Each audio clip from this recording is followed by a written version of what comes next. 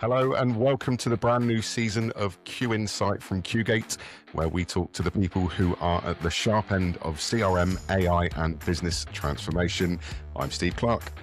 And I'm Alastair Jupp. We're starting season 2 with a brilliant guest, Richard Shotton, behavioural science expert and author of bestselling behavioural marketing books, The Choice Factory and The Illusion of Choice. His new book, Hacking the Human Mind, reveals the behavioural science behind successful brands like Apple and Guinness, showing how they subtly influence choices using psychological shortcuts. But today we'll be exploring why people make decisions they do, the psychological signals most businesses overlook, and how all of these become even more important now that we're in the AI generation and AI is generating more and more of our work. Richard, a very warm welcome to the show. Thanks for joining us. Oh, it's a pleasure to be here. Thank you for having me. Great stuff. So, Richard, here at QGate, we are very big fans of your books, and we, in preparing for the second season of our podcast, we started to put together a short list of potential guests, and you were right at the top of that list, hence why you are the first guest of Series 2. But we started thinking, what is the link, if there is one, between CRM, which of course we do, one of the service offerings that QGate we provide our customers, and what you specialize in, behavioural science?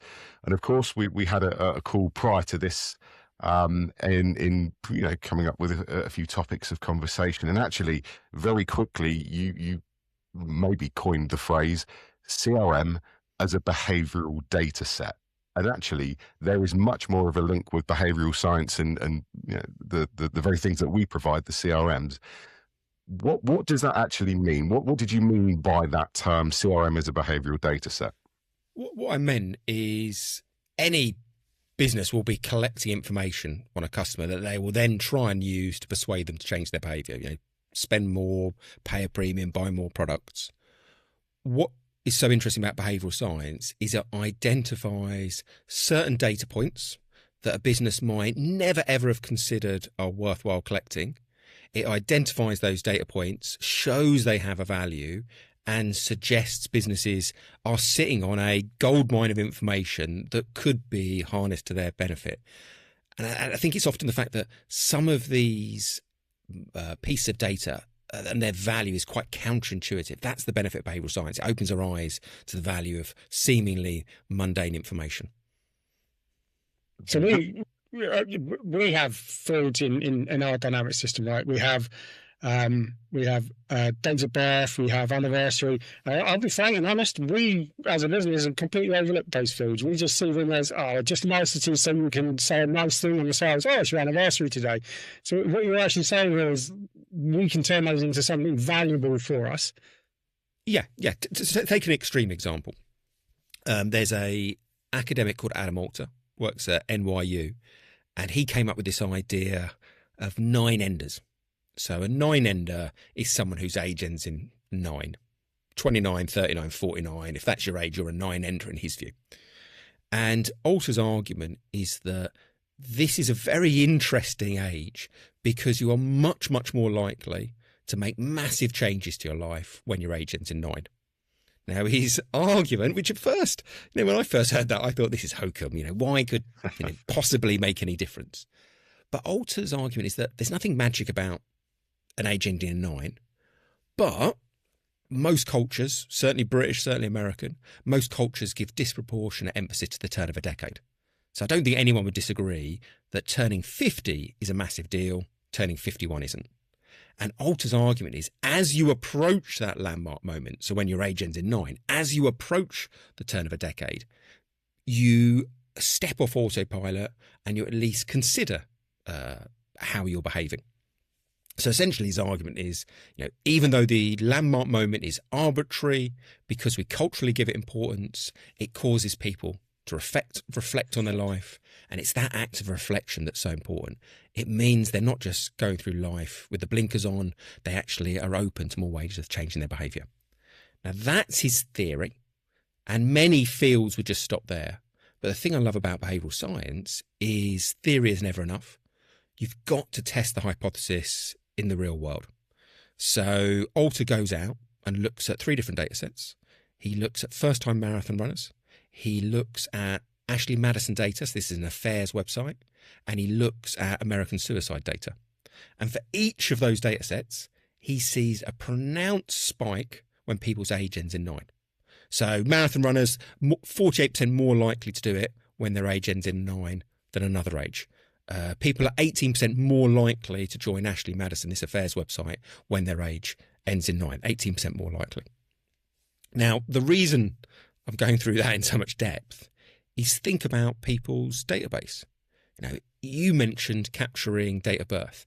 Most businesses will have that, but I bet you most businesses don't even consider targeting 9-enders if they want them to radically change their behaviour. But actually, if you were let's say, I don't know, a big bank, and you want to get people to save into their pensions for the first time, it'd be a brilliant moment to target people when they're 29 or 39 or 49.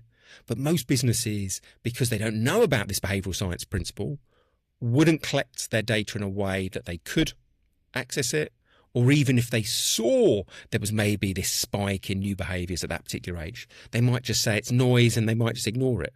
So my point is there's no reason or there's no benefit to collecting reams of data unless you've also got the right mental model in your mind, the right model of human behaviour with which to analyse that data.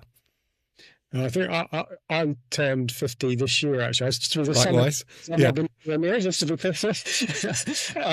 it does make you reflect, right? You do reflect on your life and, okay, we're entering another decade, what we can do next. But I guess for most of our customers are SMEs, right? They're small customers, or smaller compared to, let's say, the Brynnis and the Apples of the world, who can utilise this data effectively, right?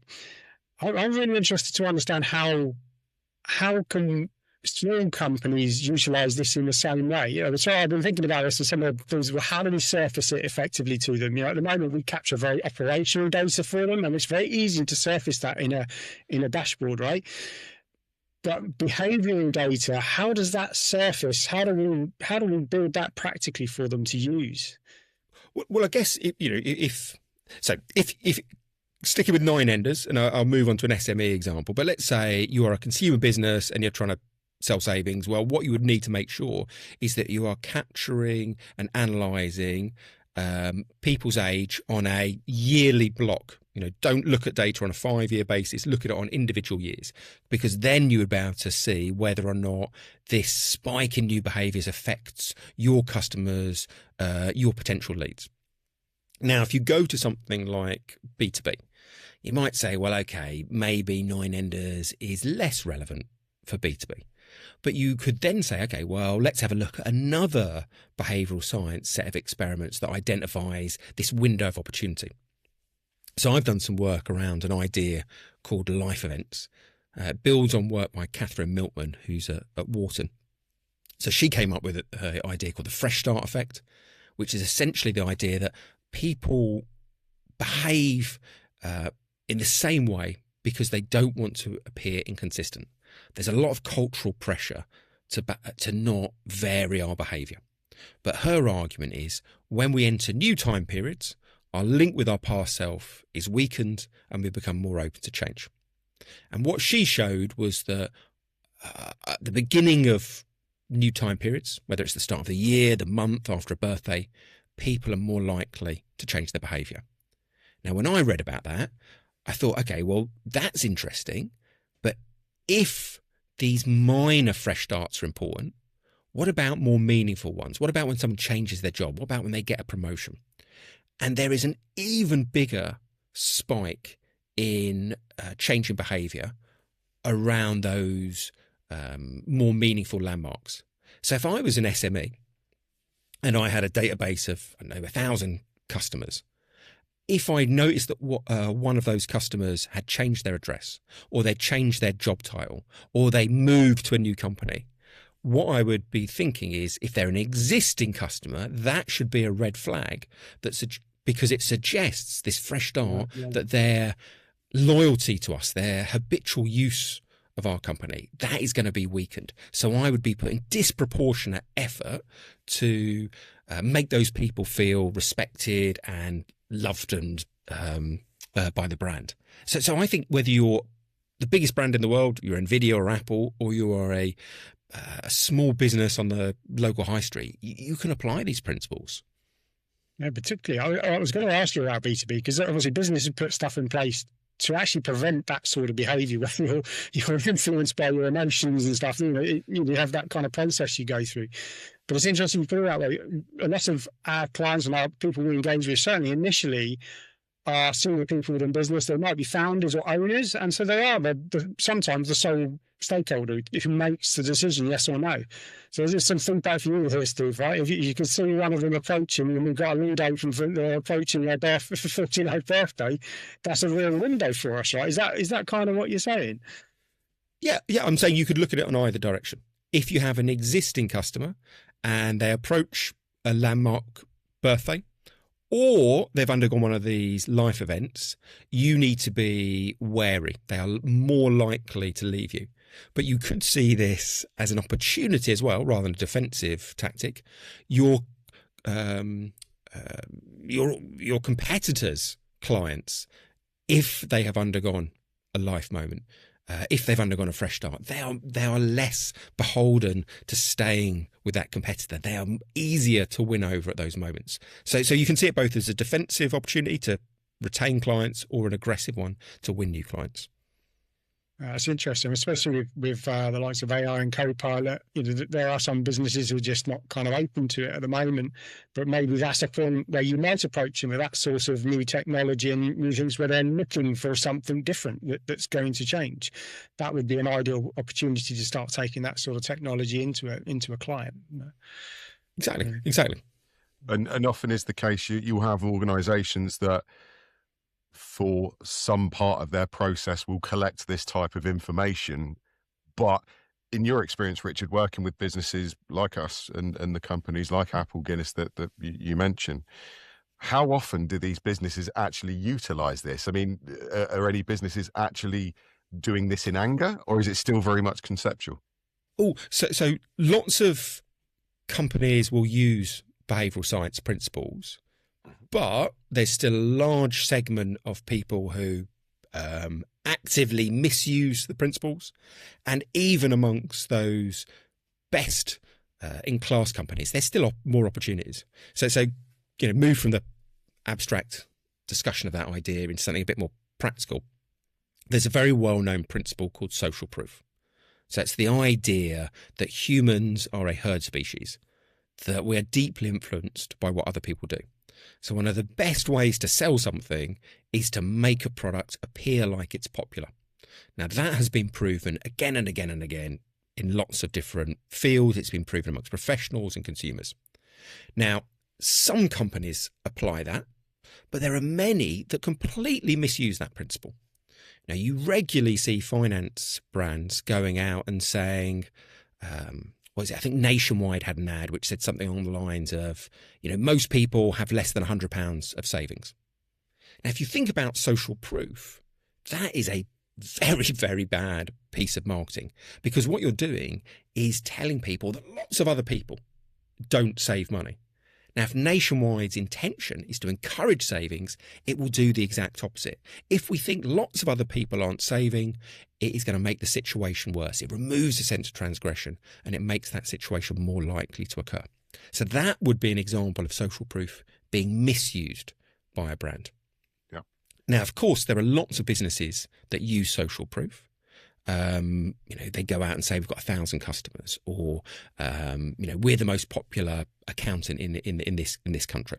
That's an example of social proof. But what many companies don't do is use social proof to its full capability.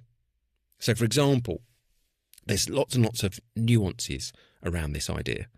There's a lovely study, for example, by Peterson at the University of Texas, and what he does is look at an e-commerce site. He gets 1,117 people to use this e-commerce site. And as they are going through the buying journey, there will always be one item on their shopping list that isn't there. And then they have to rate their level of irritation with the company. And what Peterson does is he adds a little twist to this experiment.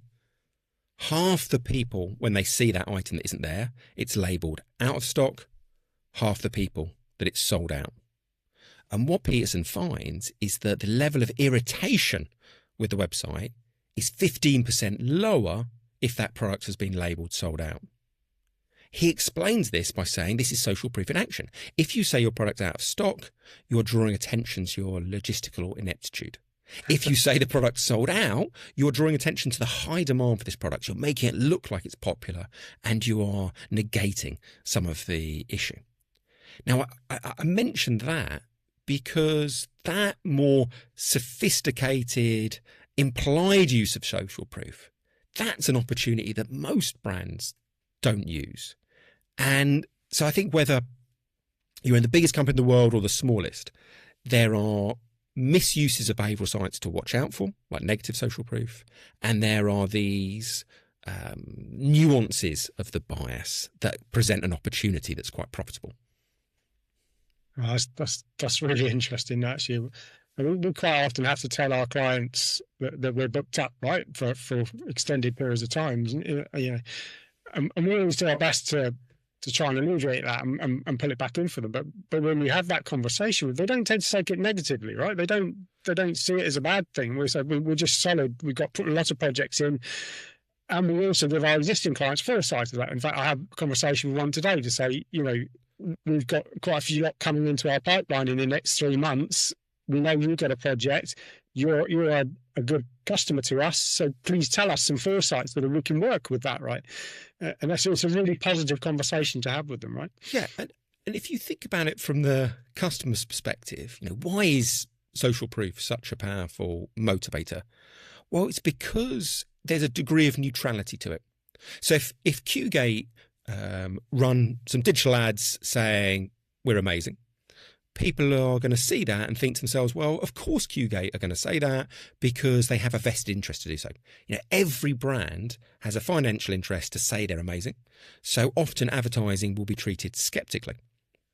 But if customers believe that lots of other people like them have picked QGate, the assumption is all those other customers, all those other people in market, they have neutrally, impartially weighed up your costs versus your benefits, and they've come to the conclusion that you're a pretty good deal. So it's the neutrality of the crowd that makes it a more influential piece of information than the advertisers claim.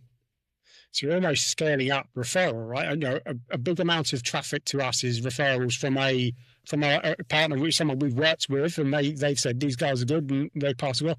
It's kind of scaling that up onto a more industrial level, isn't it? Where you've got multiple. It kind of seems as if it's almost been a referral in your head.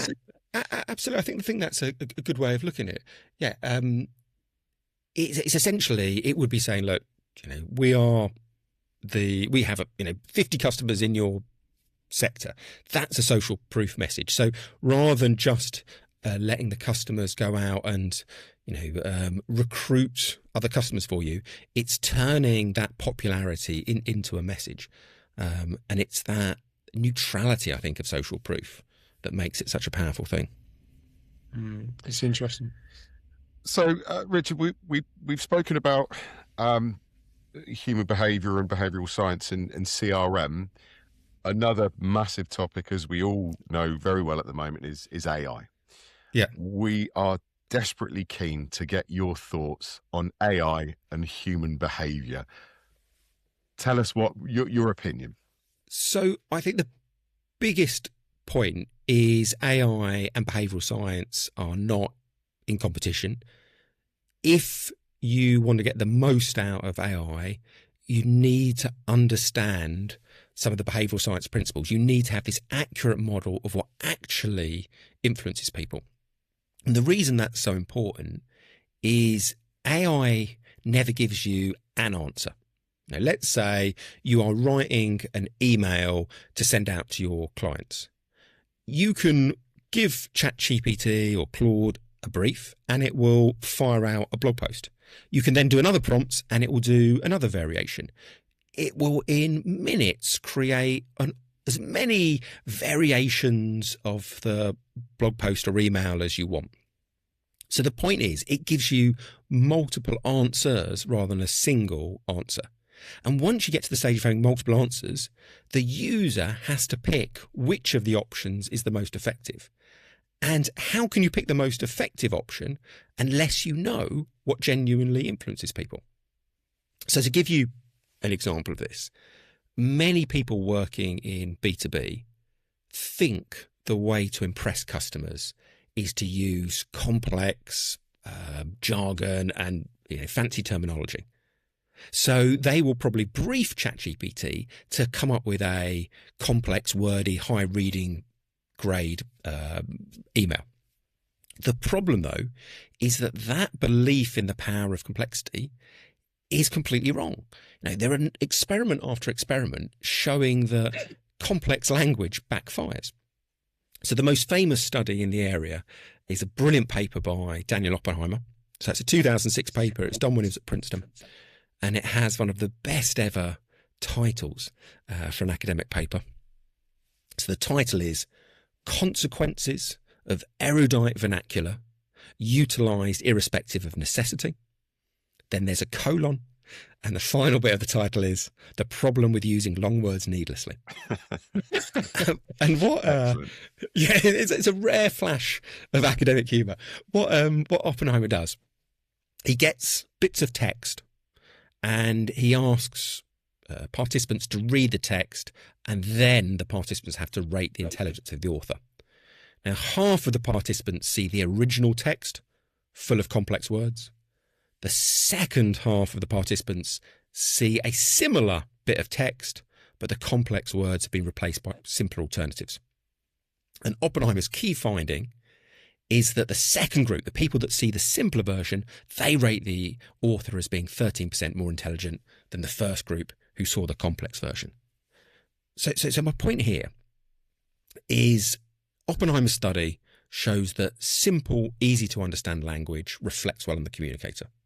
Basically, his argument is if you use complexity, you confuse the audience, they get irritated and they blame the communicator. But that finding is not well known. Most B2B professionals believe in the power of complex language. So however good ChatGPT is, however good Claude is at creating an email or a blog post, if the user thinks complexity is necessary, they're never going to use this amazing AI tool to its full capability because they will steer it in the wrong direction. AI will just help them get to the wrong place quicker.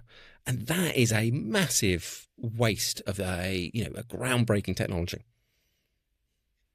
We talked before this that we were talking about emotional signatures, and there's something that the future of CRM is what I was investigating at the time, and it came up with this thing saying that you can kind of get a profile about a person called high urgency, low trust, detail orientated buyers who respond to structured reassurance, right?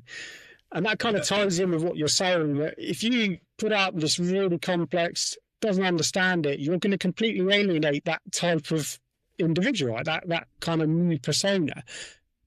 Absolutely. And there's actually, when you put it that way, there's a double whammy. So firstly, people are going to be confused.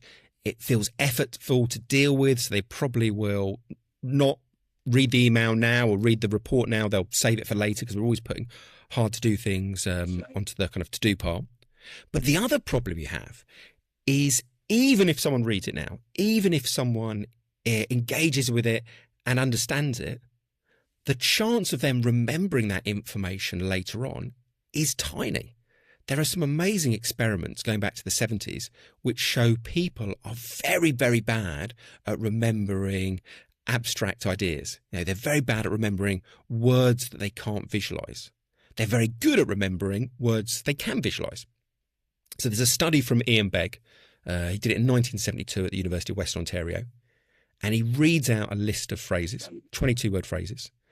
And some of those words or phrases are abstract, like basic truth. Others are concrete, like white horse. So you can picture a white horse. That's why it's called concrete. And what Begg finds is if he reads out this list, waits a little bit, and then asks people to remember as much as they can, people on average remember 9% of the abstractions, but 36% of the concrete words. So we are 4 times more likely to remember the concrete over the abstract. We are much more likely to remember things we can visualize, because basically vision's our most powerful sense. So with that example that you just read out, and unfortunately I can't remember any of the words you used, which kind of proves the point, even if someone understood it, when they wake up the next morning, or when they're, on their way home, they're not going to remember any of that information. You need to make it simple. You need to make it visualizable. And I guess the point with AI is, unless the user knows that's the ideal endpoint, they're never going to accept the wording that AI gives them.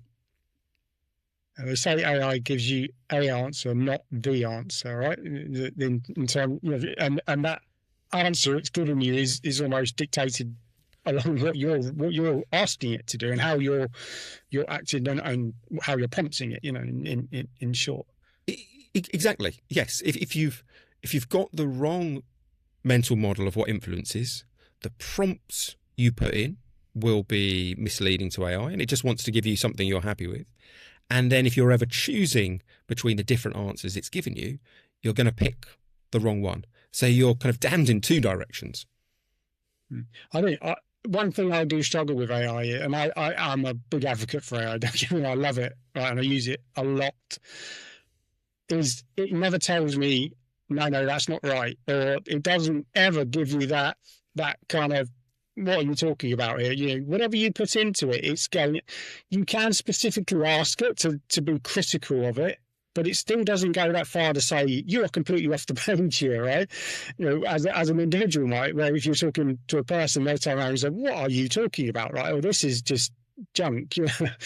I don't believe. I mean, maybe that's going to change in time, but right now it just says that's a brilliant idea. That's a great idea. You'll have to actually go into its back-end settings and say, no, I don't want you to always reinforce what I'm saying. I want you to be critical of what you're saying to me. And it's quite a fundamental setting, but a lot of people don't know that that's what you should do with it, right? Yeah, do you know what? I'd never thought about the positivity, but it kind of absolutely makes sense.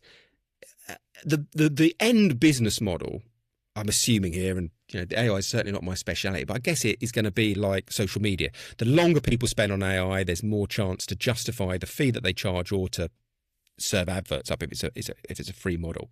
And I think there's an unfortunate fact of human nature is that we will often spend time with a system that makes us feel good rather than gives us unpleasant, unpalatable truths. We turn towards pleasure, we turn away from pain.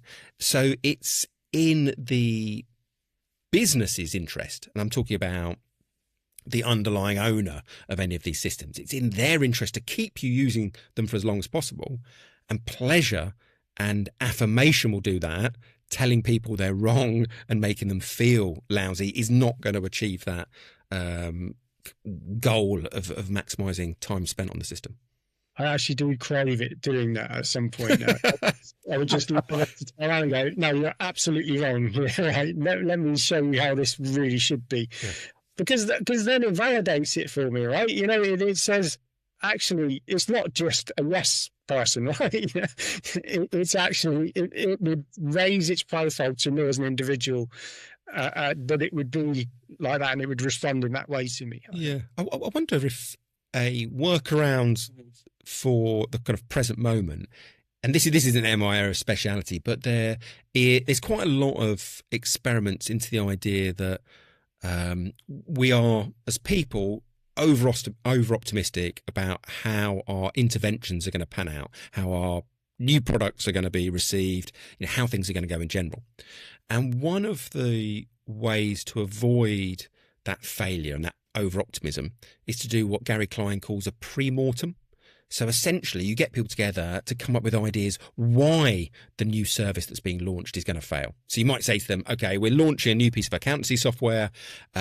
You open the paper in 2029 and there's an article about the accountancy software was a complete flop and it brought the company down. You have to explain what might have caused that failure. So he calls this a pre-mortem, and it's a very good way of unearthing problems that you can then try and resolve. I wonder if one thing you could do before interfering with the back end might be getting AI to do a pre-mortem on any of the projects that you're planning. That could be a way, I think, of overcoming some of its exuberance. I think you probably could put that in. Give me a pre-mortem of this proposal. And would actually probably give you that. And I have used it. Don't get me wrong. I have used it specifically for showing the pros and cons and the risks and the rewards of it. Yeah. But it's more about the kind of day-to-day stuff where you're, particularly when one of them kind of get carried away with it, and you start asking it questions, and it's going, and this is great. We're on a roll here, and it's telling you this language, right, which is a little bit annoying sometimes. But it's at points in that journey, without me actually having to, no, let's do a sanity check on this, actually physically tell it to do it, that it does it. I guess it becomes more human, right? That, humans will have this conversation. You'll have a debate, and they'll be, you're honest with each other as you go through that. If you're brainstorming, for example, we've got this idea, we've got this idea, but that one's a load of rubbish, but that one's good.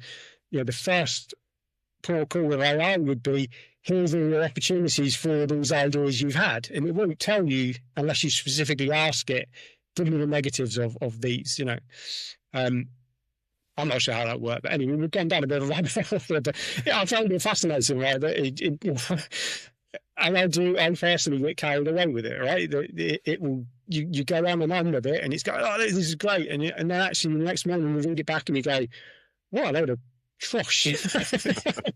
But last night it was the best thing in the world. I think there's a general theme here, which is AI is just a tool. The output of it is a mix of the AI system itself and the user. And what behavioural science is good at is, I think, identifying some of the ways to make that interaction of the two things as successful as possible.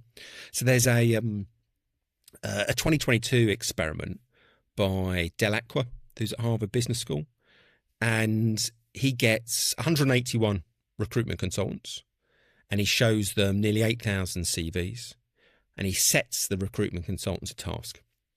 So it's an objective task. They have to identify the candidates who have the requisite level of math skills. So there is a exact answer. He randomizes the recruitment consultants into 3 groups. And I will ruin his language slightly, so I'll dumb it down for me. I think one group is the recruitment consultants with no AI. They're just doing it on their own. They've got a laptop and Excel and pen and paper. They've got a second group of recruitment consultants who have, and this is where I'm not getting the terminology right, but saying, like, let's call it bad AI. It is an AI that is quite good at solving the task. And then the final group, they have good AI. This is AI that's a more cutting edge example, and it resolves the task better. It gets a better score on its own. So you've got these 3 different groups. Delacqua then looks at the results, and he sees a very interesting pattern. First of all, as we probably all suspect, the group that have no AI to help them, they do worst. But then when it comes to the remaining 2 groups, that's when the surprise hits. Because the best performing group is not the people with the good AI, it's the people with the bad AI. Now, Delacqua's explanation for this is summed up in the title of the paper. So the title of the paper is Falling Asleep at the Wheel. And what he argues is that if people use a system, and that system has obvious flaws, they recognise there is space for their expertise and insight. So people take an answer and then they refine it. When that system gets good, not perfect, but increasingly good, there becomes a tipping point where at some stage people think to themselves, well, that answer's better than me. I'll just cut and paste it into the kind of answer sheet. So his argument is you've got to be aware that your staff, when they're using AI systems, will tend, if those AI systems are good enough, to forget to bring their own expertise to bear. You as a company have to counterbalance that and try and disrupt that behaviour to make sure you get the most out of this potential technology. I think there's a few of the big consultants recently have had a few problems in this space, have they not? I don't know names, but I know some of them have had to return fees because it was blatantly obvious that it was purely cut and paste from AI, and the citations were wrong and all that sort of stuff, Yeah, and those companies, they are not full of idiots. I mean, these are very, very hard to get into. They're recruiting some of the best and the brightest. These are clever people. So they have fallen asleep at the wheel, I would assume, in Del Aqua's language. They forgot that they have all this insight and knowledge and expertise, and they felt that there wasn't room to bring it to bear on the problem. I think all companies should be thinking about this. The kind of Luddite view of, well, let's not get the most cutting edge AI. I think that's the wrong approach. The best thing to do is to think that you have to counterbalance this natural human tendency. And unless you are putting processes and protocols in place to do that, then expect some people to fall asleep at the wheel. The path of least resistance. we have 9 pillars that 6 pillars that we work on. And part of that is the enablement of people, right? And making sure that they understand the limits of AI and, the outputs of AI and how to utilize it effectively. It's really important because it is a bad path to go on. And there's a lot of companies applying it to really critical areas of their business, right? It might even be their selling point, and they're replacing with AI. That's just the worst thing possible to do. So we're about at the end of the time for this episode. Richard, if I could ask your final thoughts, I'll ask a question of you. Could you give us one behavioural insight every CRM team should use?